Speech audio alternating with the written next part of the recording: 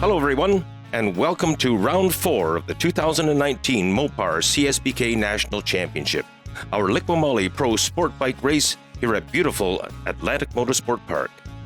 This weekend is presented by LS2 Helmets, Liqui Moly, and Pro Cycle, with our broadcast sponsored by Mopar Express Lane, Parts Canada, and Dunlop. Thank you for that intro, Frank, and we're ready for the second half of the 2019 season, and now we get into the pro double headers. Race today, race tomorrow here, and these are going to be pivotal for the series, and we have another wild card, the extreme temperatures here on the Atlantic coast. And these riders are going out on their warm-up lap, and they'll be very happy to get some wind blowing through their helmets and leather vents and what have you. They were sitting in the rollout there with their umbrellas holding them up and what have you, and again, the track temperature is over 50 degrees. It is extremely hot on the track surface. Fortunately, we do have a bit of a wind and it makes it a little more comfortable, but it is a hot, humid day here at Atlantic Motorsport Park. And we're looking through the grid, getting ready for the races. The field is on their one warm-up lap, and we've got to the top rows. We can see that Thomas Kazaz, our double reigning champ, is on pole, and he has been on a run lately. Second on the grill is Will Hornblower, who's leading the championship. The other man on our three-rider strong front row is Sebastian Tremblay, who's had a season of bad luck in just a couple of rounds so far this year with his Kawasaki. Yeah, first 2 rounds were brutal on Sebastian Tremblay, but he did bounce back at St-Eustache and put in a podium finish, which was very well received by the race fans in Quebec. Yeah, always a good situation there for Tremblay, and particularly so because he was coming back from just having had his shoulder repaired surgically. But pretty competitive at the front of this class, but it looks like those 3 are likely to be the ones we follow in terms of the battle for the lead at the front, unless there's a wild card. Now, worth mentioning that Shaw O'Leary has returned to the series on that Milson Suzuki.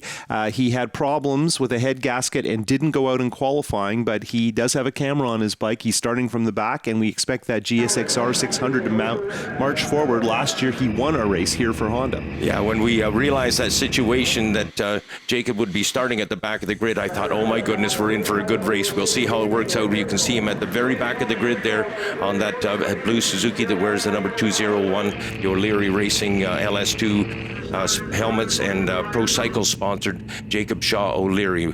Having a look now from Tommy Kaz's bike in pole position now.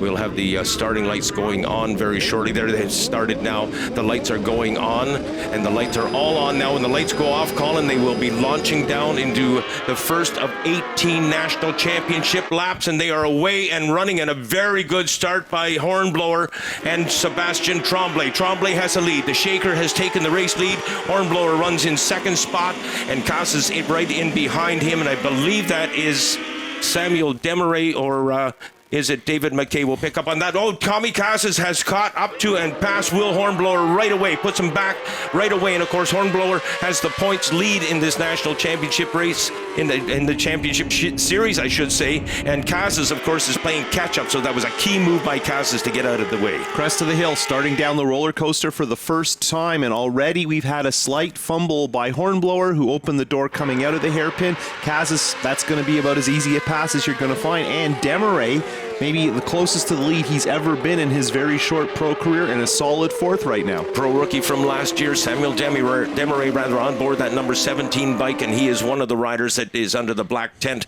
of Turcotte Performance, and so is Sebastian Tremblay on that number 14 bike.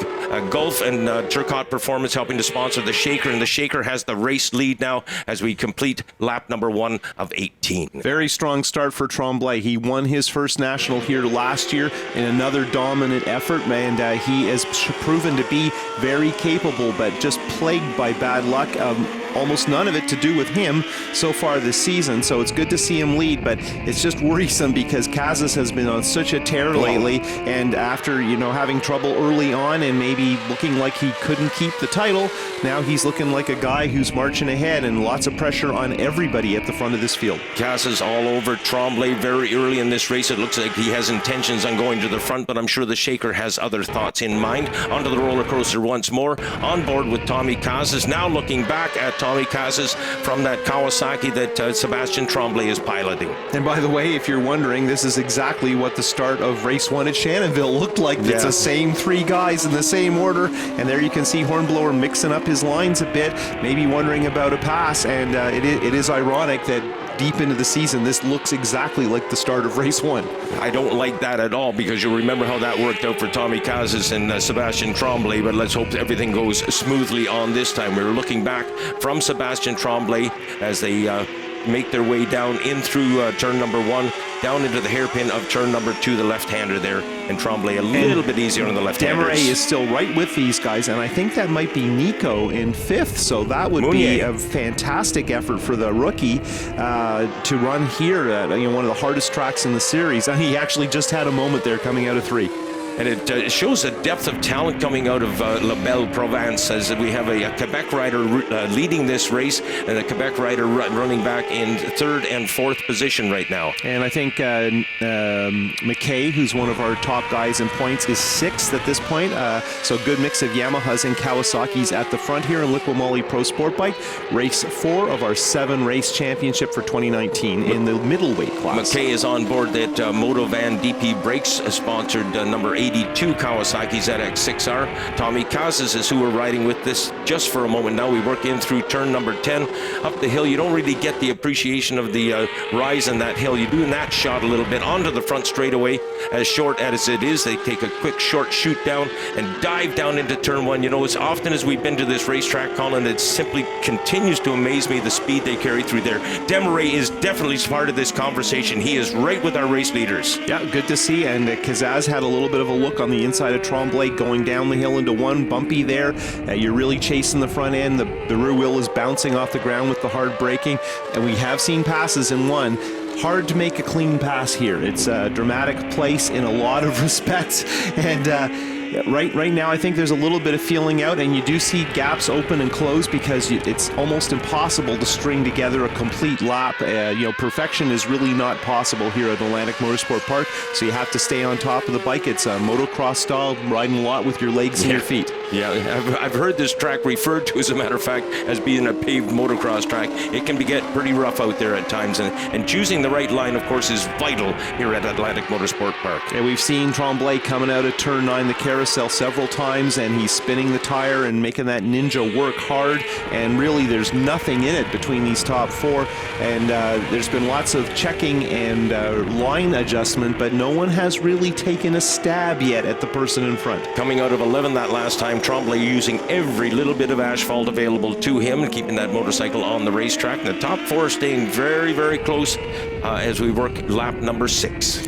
Heading into turn 3, and you get a tricky transition over the top of this hill where there's a couple of different kinds of pavement, and then down here in turn 4, this big compression at probably the lowest point in the track. We've had a number of crashes here this year, and I think it's just a little bit bumpier, and the route that used to work isn't quite what it was. Yeah, even through qualifying and particularly in the practice session and the track day that we had here as well on Thursday. Tommy Kazas has taken the race lead. He dives in there and he snaps up the race lead, took it right out of the back pocket of Sebastian Tremblay. Good move by the champion. Yeah, it wasn't clear that Tremblay had a problem or particularly had left the door open, but Kazas got a good drive and just decided to capitalize.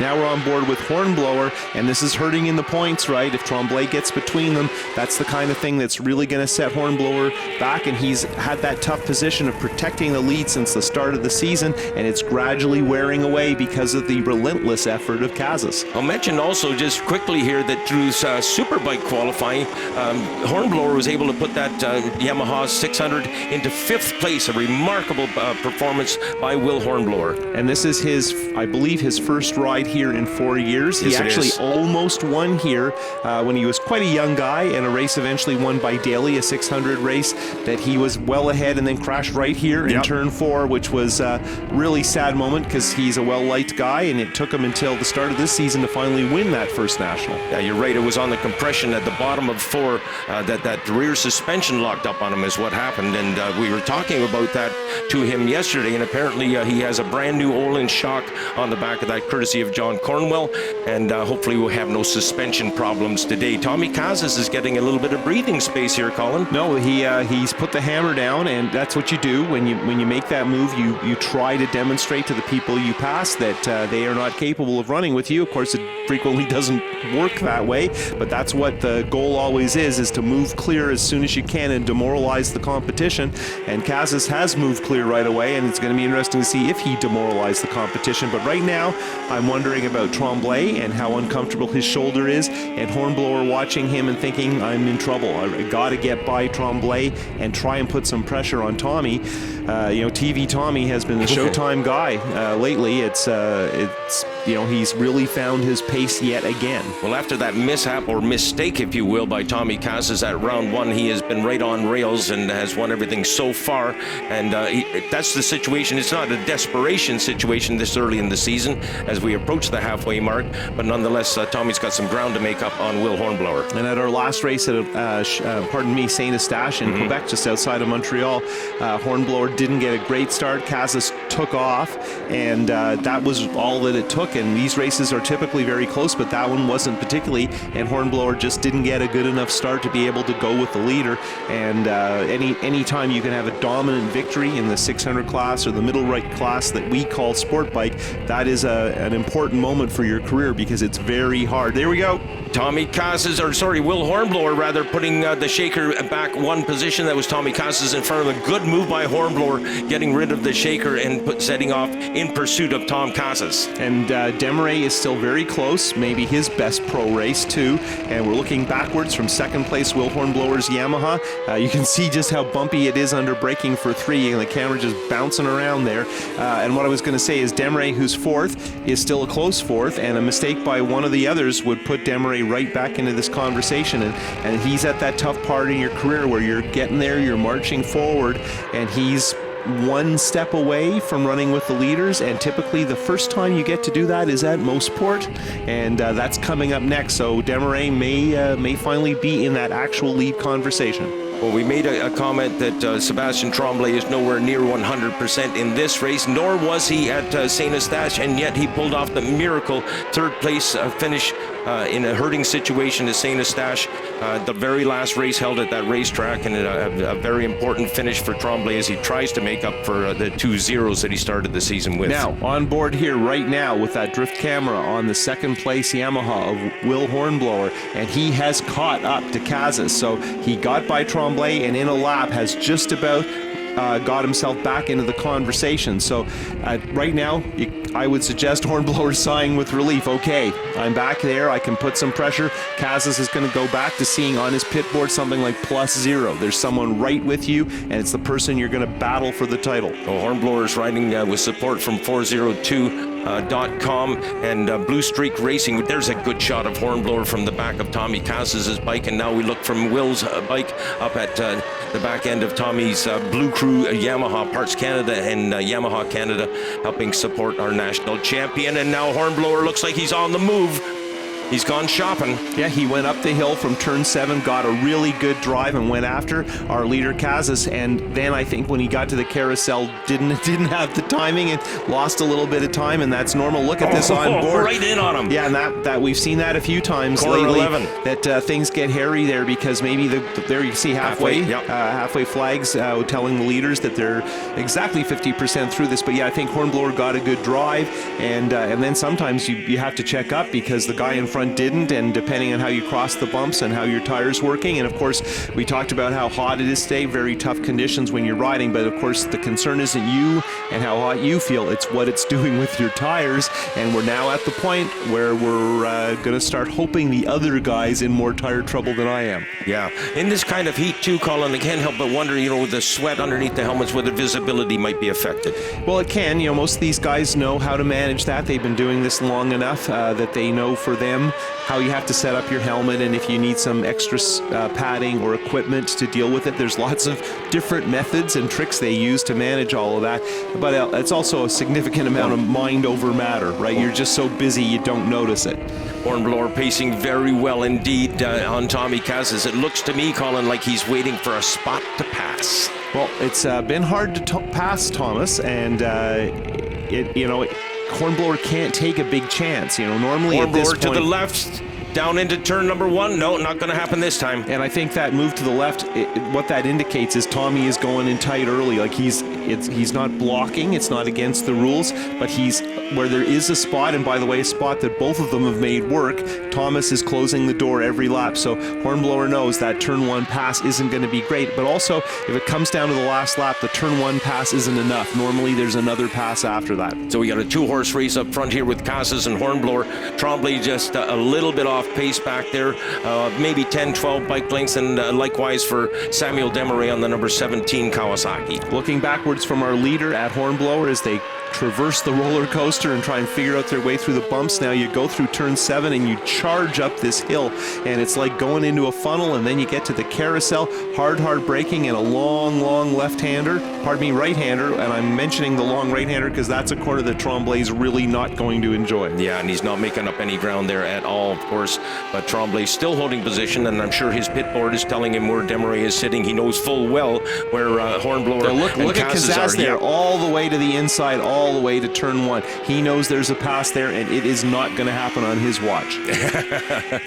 Tell Hornblower all about that, won't you? Hornblower now all over Kazas down in through turn number 2, and I think Sebastian Tremblay just made up a little bit of time on that lap. Yeah, maybe that route through 1 is giving a little bit back to Tremblay. Now here's we head down the hill through into 4, pardon me.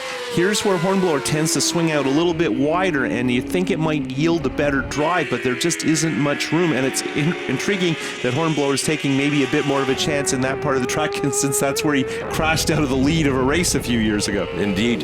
Hornblower, well, Sebastian Tremblay is definitely catching these guys up. He was much further back 2 laps ago than he is right now, and Hornblower continuing to hunt. I think he's just waiting, as I mentioned earlier, waiting for an opportunity to pounce on the champ. And we went into the carousel there, and our leader Kazas, he went in a little tight and a little early, and I think he's already starting to shut the door and letting Hornblower know, and another bit of a moment heading up the hill that helped Tremblay. But there you go, look at Kazas. He is not using the line at all. He's driving right up the inside and then picking it up on the brakes. So Kazas isn't looking backwards. He's not shaken by the pressure, but I think he's well aware it's Hornblower, and he is not going to leave the door open. You used the word shaking rather, and it is the shaker who has closed up now. He is definitely a very strong third position. Little bit of a moment for Kazas, and Hornblower saw it and actually thought he might duck under. And right now Hornblower's saying, I need just a little more trouble for the leader, a bit of a moment on the brakes, or a tire that spins a little more than you expect when you try and pick up the throttle or you traverse a bump differently. And here we are on the roller coaster, and Hornblower's going to try. Hornblower has made the pass. He has made the pass. He moves into... Whoa, Tommy Kazas just returned the favor so quickly. Hornblower had made the pass. He was in front of Kazas, and we're now coming up on, I believe that to be Mike Keane on the number 91 bike, the rider out of Mississauga, Ontario. Tommy Kazas looks to the inside of turn number 10. He gets by. Keane moving over there a little bit, and now Hornblower's got by, but it looks like Sebastian Tremblay has been snagged up a bit.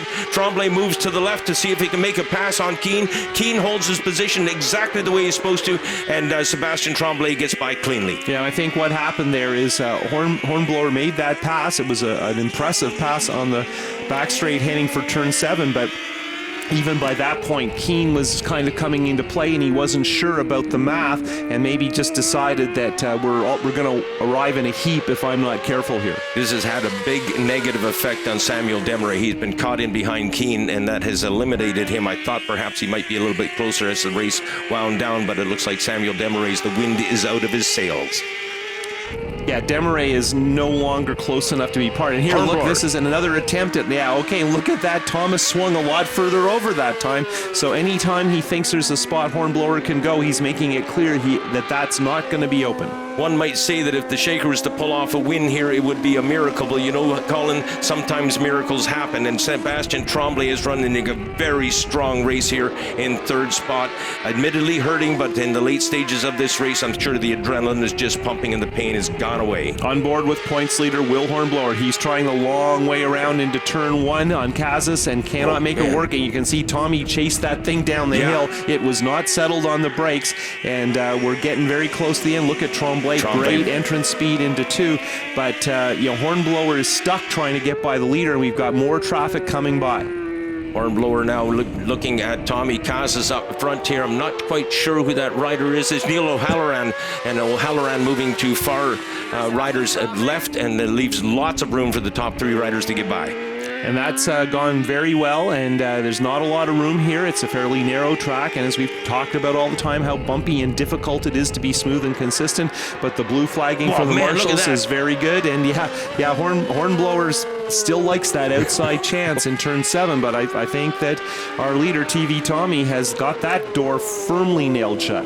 Well, Hornblower ain't scared, that's for sure. He had that bike just shaking the front end, and it didn't upset him all. Stays on the throttle and stays distinctly close to the race leader, champion Tom Casas. On our practice day, Hornblower had some drama and did a little bit of damage to the bike just from him flying around and flailing the side of the motorcycle. Trying that high outside line going into 1 again, just about overlaps the back wheel of Tommy Casas, but again, there's nothing can happen there. Sebastien Tremblay again all over Hornblower, so these top 3 riders, they qualified 1, 2, 3, and they're running 1, 2, 3. Yeah, good on board, looking back at 2nd and 3rd, wondering when somebody's going to do more than get even with the guy in front. And as you can see, they're totally away from the rest of the group now. This is a 3-horse race, and they are all alone now as we get into the closing stages of this contest. This 18-lap Liqui Moly Pro Sport Bike National Championship here at Atlantic Motorsport Park. On board with Will Hornblower, having a look at Tommy Casas as we go onto the roller coaster once more. And it looks like Sebastien Tremblay has great patience in this regard. What's interesting is that's as close as they've been the whole race, right? As we get close to the finish, the pressure's mounting, and these guys are on top of each other. And of course, this class has a bit of a reputation for crazy riding, but these 3 are oh so smooth on the most difficult track to be smooth on the calendar. Yeah, other than the track undulations causing a bit of problem, the riders are riding extremely well, holding lines, and the bikes are obviously handling very well as well. Several times we've seen Will Hornblower on that in position, rather, going into turn number 1 to riders far left, and as we commented, that line simply will not work, and Tommy Casas is not allowing him on the right hand side. It's interesting too, because normally our races are considered somewhat short, but at this track these races are about the far end of physical tolerance to hang on to the bikes. You're riding the whole time, there's no rest, you really never sit down, you're just in a sort of a jockey position with your weight in your legs the whole time, and if you had a moment to think, you'd think that you're ready for the end of this race. And then counter the heat that we spoke about as well. Of course, that has to have a fatiguing effect on the riders. Well, and you tuck in behind the fairing. Look at Hornblower, another good drive up the hill. You tuck behind the fairing, you're just sucking in all that air that just went through a radiator. It's hot. No, that's just what you need, is some hot air blowing at you on a hot day. 51 degrees is the track temperature, ambient temperature over 30 degrees, and the riders, as I mentioned, are really stressed out on this day, working very hard. Will Hornblower and getting into a bit of a wobble there now as they come up, and it is the final lap. So if Hornblower's got a game plan, it is time to put your cards on the table, Will. Down through turn number 4, Sebastien Tremblay stays intact with them, and through the hairpin right now, that's a nice easy corner for Tremblay, a left-hander. Up the hill and in towards turn number 3, Will Hornblower having a look around the outside, and it looked like he lost a little bit of time on the drive coming off of turn 3. Stays desperately trying to stay with Tommy Casas. He's got to stay close and get into a position where he can launch a pass, and whether he can do it or not remains to be seen. Up onto the roller coaster, Will Hornblower now about 5 bike lengths behind Tommy Casas. He's going to have work very hard on the final corners of this, the final lap of this 18-lap National Championship race. Hornblower having a look, moves right on the back wheel of Tommy Casas. Is not close enough to get it done. Opportunity to pass the carousel, highly unlikely. Heading through the carousel, 3 turns to go. Hornblower's trying to do the math in reverse, and it has not worked so far, and he's just slightly too far to force a pass in the last turn, so it's going to be a drag race. Corner 11 can sometimes reap some rewards, but it doesn't look like it's going to happen this time. Hornblower swings to the left. It's a little too little and a little too late. But that was close. Hornblower did have a good idea coming up the hill, and he almost pulled it off. The execution was there. He kept the pressure on throughout, but let us congratulate Tommy Kazas. His TV Tommy time is continuing because that's another win, and he's cutting into Hornblower's points lead. We have a race tomorrow, then the doubleheader at Canadian Tire Motorsport Park, and these two guys are on a collision course. I hope that's not a literal description. And now we look at the results. McKay, who's amongst our top guys in points, he was 6th. Dylan Bauer, who I do not think is a Shubenacadie regular, 7th. And we're looking at the rest of the group, but let's look on up to the top 5 and confirm that Kazas took, of course, that win. And very good pressure from points leader Hornblower. Tremblay, Demray, we didn't see much of him late in the race. And Mounier, and he's a rookie pro and a very strong effort. Demray and Mounier both marching forward. Let's go to Frank at the podium. Sebastian, we talked about it, and still not 100%, but man, did you ever give 100%? Of course, I gave it 100% on the racetrack. I really tried hard, but it really showed my shoulder injury on the right-hand corner. I wasn't braking as late as these guys were, but the pace was there, so we'll look forward to do better tomorrow.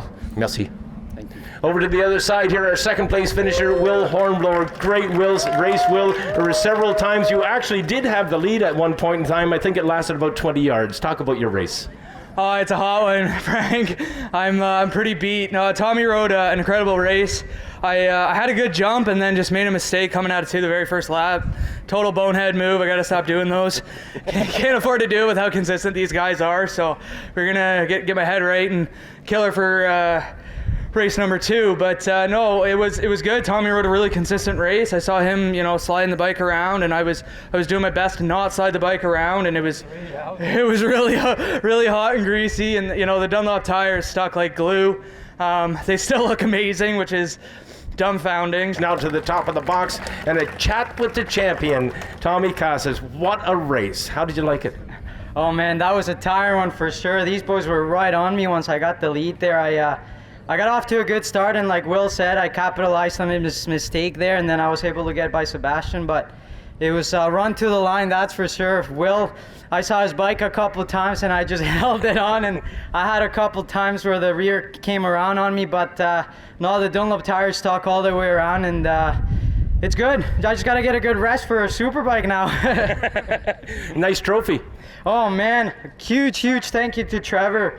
Man, this guy is like absolutely incredible, the creativity he has and how hard he works, man, at the track. I don't know if many of you people notice, but he's almost a one-man show these past couple of years, and yeah, this is incredible.